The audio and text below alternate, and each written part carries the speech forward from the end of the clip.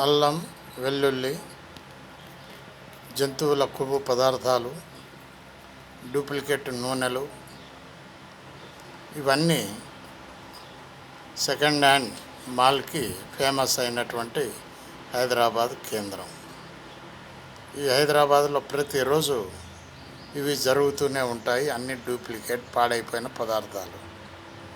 ఈ పదార్థాలను hotels, star hotels, road మీద హోటల్స్, వీటన్నిటికీ అమ్మి సొమ్ము చూసుకున్నటువంటి ఈ యొక్క కల్తీ నేరగాళ్ళు. వీళ్ళను పట్టుకొని ఎంత పనిష్మెంట్ ఇచ్చినా కూడా వాళ్ళకు బతుకు తెరువు అదే కాబట్టి ప్రతిరోజు అవి అమ్ముతూనే ఉంటారు.